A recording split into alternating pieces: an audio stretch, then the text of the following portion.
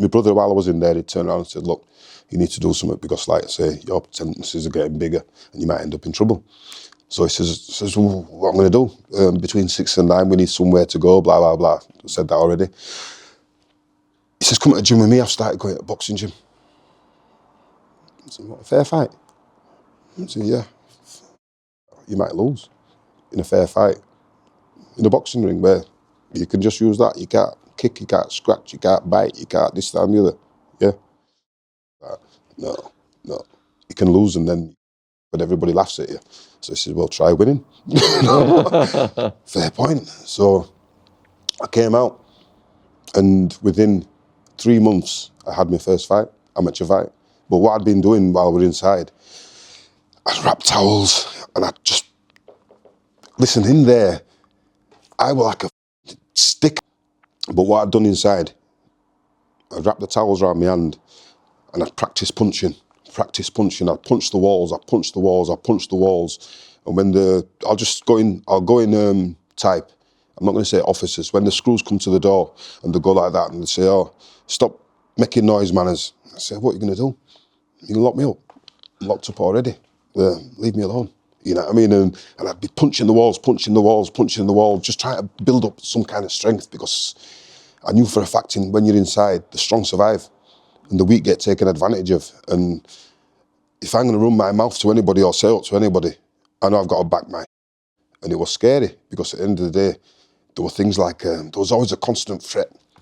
Razor blades in the toothbrushes, razor blades on their own. Some of them are tight, just get the razor and tie the fingers together, just like that. You know what I mean? Pool ball in the sock or in the pillowcase, bang. I think the batteries were called PP9s. PP9s, them square ones that you get on the road signals, roadside things. They'd put a PP9 in a pillowcase and whack somebody around the head. And then, listen, it was brutal. And I was just thinking, I'll tell you what, that I got to make sure that I'm alive and aware because I think that if I ever lose in here, there's going to be floodgates on me because to a degree, in some of the establishments that I went, I might have been the only black lad there. So being the only black lad there, sometimes people want to say what they say, how they say it. You know, when I first went to Durham, it was quite funny actually because and I've got some really, really, really good memories from Durham and the Geordie lads up there, good lads. But I was in, when I said Durham, I went to Dearbolt and I got kicked out of there because a kid called me Darky. Well, I thought that was an insult. Well, it's not, it's a term of affection up there. Oh, is it? Yeah, Darky. I'm like, fuck off. Gone.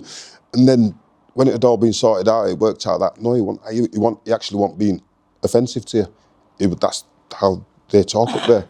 And it wasn't a term of racism or nothing like that. But I was like that. Where I come from, you call me Darky. That's an insult. You know what I mean? So being at that age, I was very, in there, at that age, the trigger, boom, I'm off, you know what I mean? But you had to be smart in there as well because scars, proof of, if you've got a black eye, they know you've had a fight, bang, they'll nick you, done. If you've got scars on your hand, they know you've had a fight. Scars, they inspect your hands quite frequently. Yeah, they do. Yeah, because that's... They do knuckle checks to get everyone out and get them all lined up. Yeah. So you know the score. And they just look at your hands and if they can see the scars on your hands... Tiniest little scratch, you're gone. Well, they can do, yeah. Wow. You know what I mean? It's fact. Just what you're doing, you might be punching bones or teeth or something like that, and it can cut your hands. You know what I mean? So they'd come. So I used to sort of like try and make sure that I don't hit them. So I scar my hands because there was times when you'd be fighting every week. You had to sort smart every week, and you know yourself, a lot of people. I'm not trying to be a victim or nothing like that because I want a victim. So, gone to, from Everfort, went to Durham, and now I were on a 3-month lay down there, call it North Regional Office, NRO. So, if you'd been a bit uncontrollable, they'd go bang and they'd just send you to a dispersal. And that time I was a YP, you know what I mean? So, young prisoner, but they sent us to Durham and they had a little wing there for the YPs with some really small cells. And what they'd do is, though, if they thought you were a bit of a problem and they couldn't really couldn't really handle you, they try and set you up. So everywhere they go, I used to have, I'd think, why is he want to have a go at me? It might be a house orderly, it might be a local thug or tough guy. But the screws have said something to him to make him think that I'm coming in as an enemy. And then all of a sudden I'm coming in and I'm feeling like a hostile vibe, and I'm thinking, geez, I haven't done nothing to this guy. And I had one incident where a guy came, because I'd been in before and I knew a few of the lads and that, and on the YPs, if you're all right, you're all right. And everybody knows everybody, and to a degree they'll go, oh, well, he's all right, but it can be if you mess about with him, but don't mess about with him, simple as that. So we're on this unit, or this wing, and these cells were small, you know what I mean? I'll tell you how small they are. Go like that, and I couldn't go like that. Really? I had to go like that. Stood up, obviously. Yeah, so stood up, I go like that. I couldn't point my fingers and do it. It's if I went like that, I can go like that and go like that, and that's how wide it was. You know, like just a bed, a little gap. They were small. It was like ridiculous. a rabbit hole. It was terrible. It was small, very, very small. You know what I mean? You couldn't train in there. You couldn't even train in there. You couldn't, you know what I mean? But that was time when you had to in a bucket, you know, slop out and all that business in a bucket, and then take it to a big sluice and then put it in there and this, that, and the other. And when we went to Durham, I had one fella up there, and he was from that area. And I don't know why they took a like to us. They took a dislike to us because we were Yorkshire and that, you know what I mean? And so myself and a couple of Manclads and a couple of Scousers, we had to sort of like bond together, because we were like, these guys, they think we're coming to do something up here, and they're not having it. When we were just doing this time, ready to go dispersal to the next place. So I remember there was one fella, and we had to get the water. You know, in the morning you get out and they'd open cells and get your water, and they'd open certain sections at a time, so that certain section had its opportunity to have the hot water first. So anyway, next thing you know, there's me and a couple of lads on this little section that they've opened up, and just say, for example, we're third in line to get the water. Next thing you know, this group of Middlesbrough lads, good lads as well, you know, I mean, all they're doing is doing what they think they're supposed to do, which is run their thing.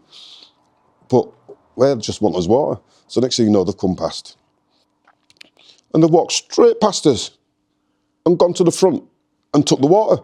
Well, this water goes cold at a certain point, so if that's why everybody gets a chance. So I'm like that, and I think, no, I'm not going to get no water here.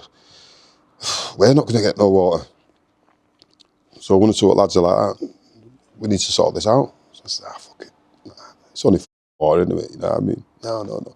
But as the kids come past me, he's looked at me, and as he's walked past, he's just looked at me, and he's not took his eyes off me as he's walked past, and he's just walked, and he had a little bit of a smile on his face, as if to say, and I thought, hell, that's a direct one, isn't it? What am I going to do? Because tomorrow, it's another day, but it's a totally different day. So I went, got me water. So what usually happens is, they've opened up, they've let you get a wash, they'll close you again, you get breakfast or something, and you put your water out at the same time. I don't know, some I can't remember. But what happened is, anyway, I said, just watch this for us a minute. I put my water down outside his door, opened, he's in there like that, with a full face of soap in his face and that. I'm like, idiot, you know. So I've gone into the thing, just opened his door, gone in, turned around like they had a big soapy face, like, boom. So to cheek, boom, boom, boom. So give him some fist and that. Just said to him, listen, do us a favour, don't take liberties with me, leave me alone. You know what I mean? At the end of the day, it's only water. You don't have to smirk like that, like it's you and me. Anyway, come out, closed his door. 10 minutes later, ding, alarm's off. You know what I mean? 2 minutes later, boom, my door gets kicked open or shoved open, and they're like, man, let's have a look at your hands. I'm saying, what are you on about? Let's have a look at your hands. I'm like, yeah, no. So anyway, we know you've done him. We know it's you. Da-da-da-da. So I'm like, listen, you've just opened the door, mate. You know what I mean? What did I do? Get under the door. Oh, mind your mouth. Da-da-da-da. We know it's you. We're going to get you. Fair enough. Next thing you know, that evening, I heard man is your black this, man is your black that, man is your black this. So this kid had told his other lads on cons that I chinned him. So they're like, that, what you doing, chinning one of our lads and that, da-da-da. So I thought, well, fair, I've just done to him because he took a liberty. So anyway, next thing you know, the usual thing was you've got to put a chit in that you're going to go to doctors, but you're not going to go to doctors because you're going to go to recess and you're going to have a fight. So what they'd done is they were shouting and running off the mouth outside the out the window in the night time. So I'm thinking to myself, Jesus Christ. And you know yourself, the prison officers, the screws, they just stand up outside. Yeah, don't give No, they stand up outside, listening to what that goes on out of the windows. That's where they get half the information. You know Is what I mean? it? Well, it makes sense, doesn't it? I thought they just No, you talk. ignorance No, half the do you know time. what I mean, Shaun? They're talking. All lads are talking out window, talking. Chances are there's a screw at the bottom, just stood there with his dog or whatever, doing his patrol, just listening, having a cig, listening. Here's what he needs to hear. Such and such is arguing with such and such. Well, they can keep an eye on that. Blah blah. They know what's going on. You know what I mean? When you're swinging lines and all that business, don't think that they're not watching. They know. They let it happen. You know what I mean? You know what I mean by swinging lines and. Yes. Yeah. So there's all this commotion, and at that time I'd done my press ups. I built up, and I had a 19.5-inch neck, 20-inch neck. I had a bald head. I'd blagged them. I'll get back to that. But don't get me wrong, my legs were still like licorice sticks or something like that. You know what I mean? But I'd got my top half up because I know that I had to be able to get a grip, or if just in case. So what was it? They've gone, like I say, the protocol was that if you had something to sort out, you put a chit in for the doctors, and then you make your way to recess under the guise of going to the doctors, sort out in the recess. So next thing you know, it was like a title fight. I don't know how many people had turned around and put in for doctors, but it were absolutely full down. So I've made my way to the recess so that I'm getting there first. I need to get there first. I'm not going to go there second. So I'm there and I'm waiting. The next thing you know, I could see down there where loads of people were just waiting, looking up, because they knew it was going to happen. I'm thinking, right, how am I going to do this? So I'm stood, and I put my head out at recess. I've seen him walking down. So I've let him see that I'm there, and I've come back in. I'm waiting.